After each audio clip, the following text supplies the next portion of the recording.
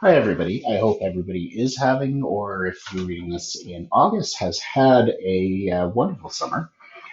Um, as we're getting set up into the new year and looking at our PD structures, of course, one of the things that we've talked about as a group is those after school in between sessions, which would typically happen on Teams, would happen after school, and it would be a drop in for whoever was interested in joining us. Of course, to be able to do that, it's really handy to know who's coming and a little bit about who they are. And so I want to show you guys a new feature in Teams, which makes this really easy to do. And this feature is called Webinar. Now, Webinar is very much like an appointment, except it actually creates a web page for teachers to sign up.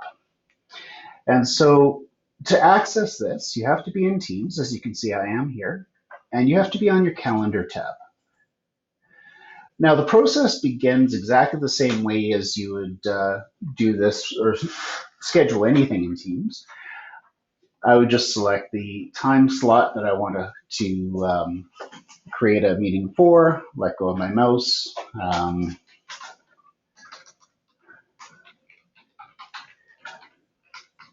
Maybe add some extra presenters. But before I go any further, I'm going to go up to this little new tab right here that says require registration. Now you have two options here. If I say for everyone, then people will be prompted for their name and email address. If I go only people in my organization, then it will prompt for teachers to log in. To make things as easy as possible for everyone, just go ahead and push for everyone. And you'll notice a couple things change immediately. Number one, you'll notice that required presenters is added here as opposed to required participants. Participants are going to be signing themselves up, so the only people you put here are your co-presenters. It will automatically set this up for Teams, so you don't need to add a location. But you'll notice that do you want attendees to register for this webinar? Send them a link to the registration form. You can customize this form by clicking right here. All right, so this little window pops up and it gives you kind of the same information that's on your appointment. It'll pre-populate with what was on your appointment, which is good because that's really what you want to have there. But I'll give it a custom title.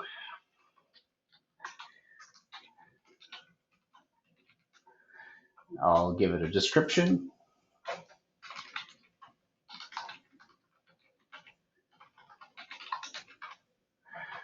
For speakers, I might as well add myself. But if you scroll down, of course, you can add additional speakers as well.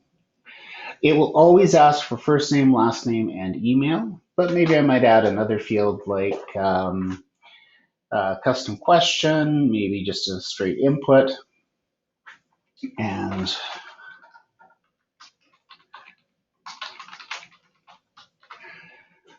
maybe I might put that as required because that might be important for how I organize my teams. You'll also notice that at the top there is a little box to upload an image, and so I'm just going to go ahead. I've got a neat little image saved here, so I'll just go into my downloads folder, and here we go. Let's add this guy.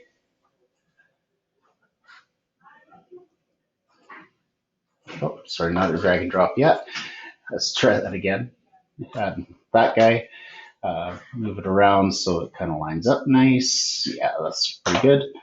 I'll click done. You'll notice that it populates up here.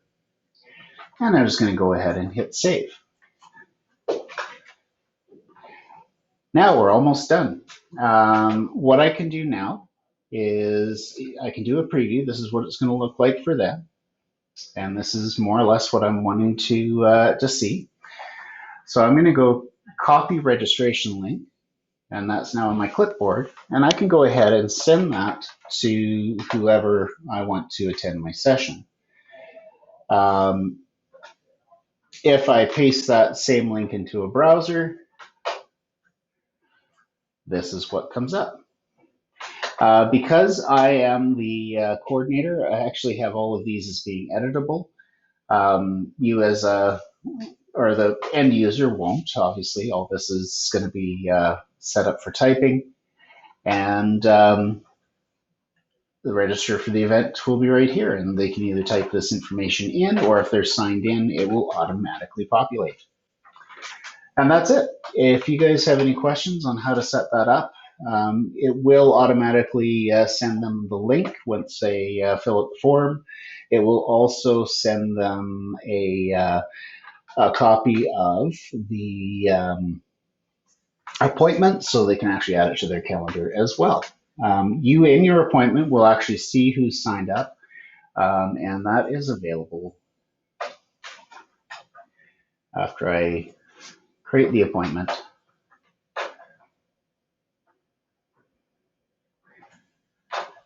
If you want to see who is coming, you just open up the appointment in large, and there's your registration list right here. Obviously, nobody is in there yet. All right, give me a shout if you have any questions on how that's done.